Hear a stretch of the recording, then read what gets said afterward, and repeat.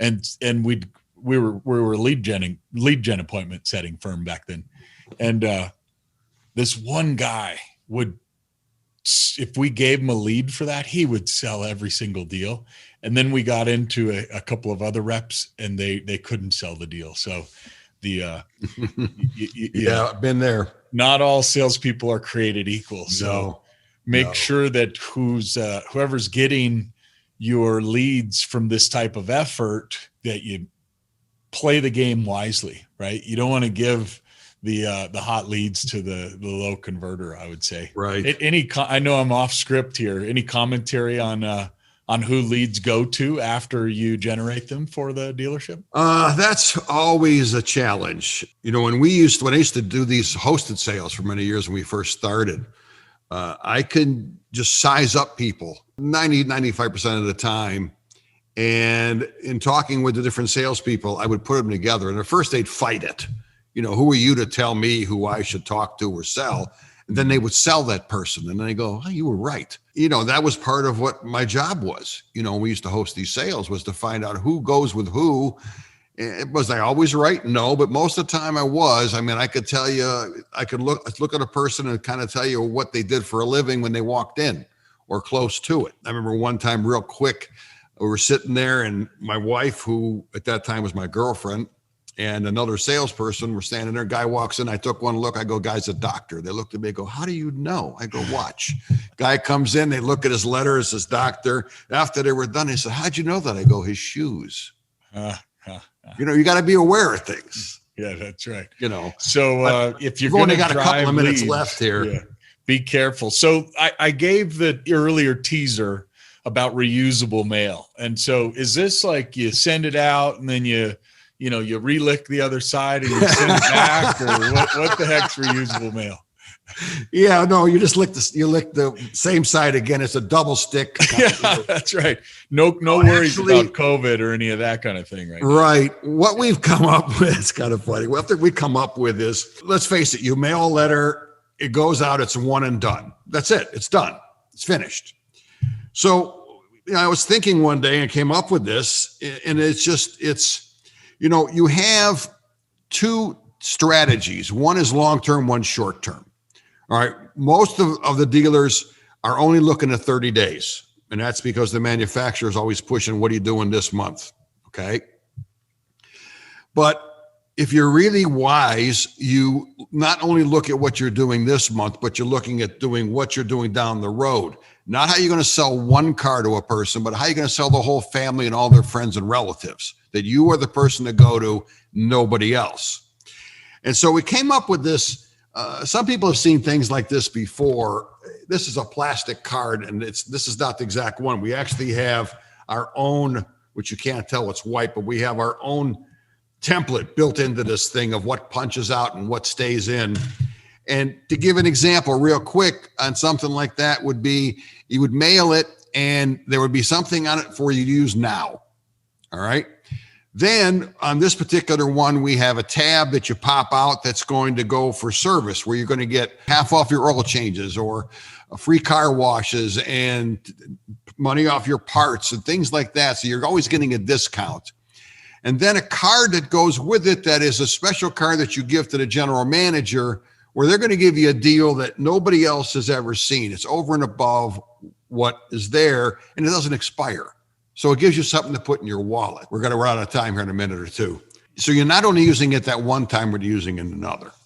Well, it reminds me that there's typically in B2B sales, and this carries over to B2C, there's only 3% of people in the market to buy something at any given time. So if you happen to hit them with the mailer, 3%, that'd be a great reply rate. What if you could get the 45% who are about to enter a market, right? My wife's about to buy a Land Rover. Within a few months or a year, I'll be buying something. So if I had the punch out that said, hey, here's your discount offer for coming in now. And, oh yeah, by the way, put this on your key ring and you can get X, Y, or Z later. That's what I really love, the value of reusable mail. I think I could bring it over to business to business, by the way. Right. It's reusable. You can use it not just now, but later. So it's not like, I'm not interested now because only, 1.5 to 2, sometimes 3, depending on the time of the year, is in the market. Yeah. So that now, gives you. Last point, David, before we go, competitive advantage. What you sell is so highly unique and valuable.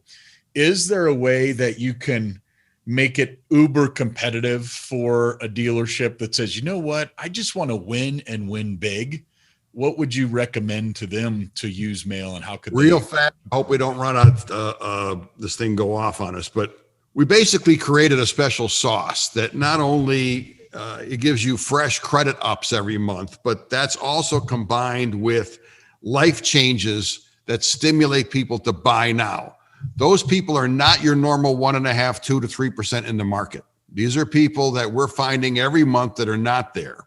So we give a dealer an exclusive program for that. Now, the program not only has direct mail, email, social, but it also connects to their CRM and to their website, which shows the people what vehicles they can buy at a reduced payment price. So they're reducing their payment, and it shows them, hey, you can save $100, $150 and you're paying now on this particular vehicle. And it shows them the inventory you have.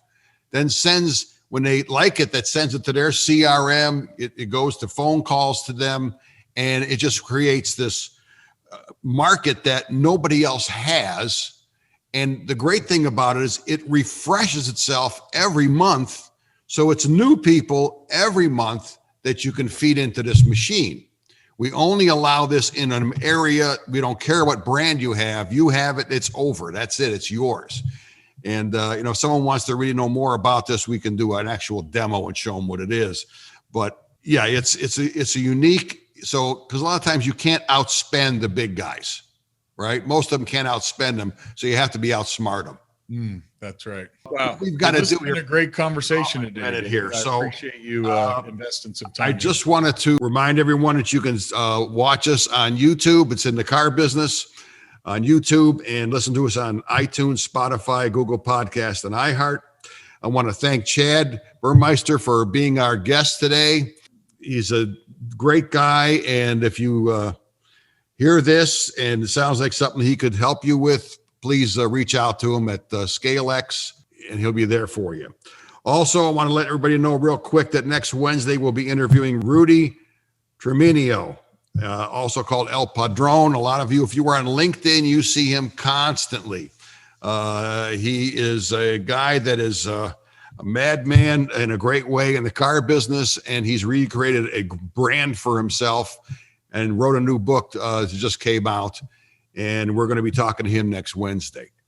Chad, again, I want to thank you very much for being here. And again, I'd love to keep talking, but we're going to run out of our time. We're actually over our mark, and we like to keep our word as to what we say, how long we're going to be on. And that's it. So I want to thank everyone for coming. And Chad, you and I will be in touch. And I appreciate it, buddy. Thank you, David. Okay. Thank you.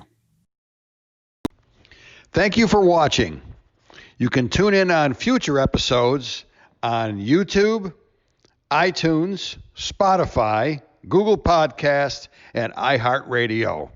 You're listening to and watching It's the Car Business.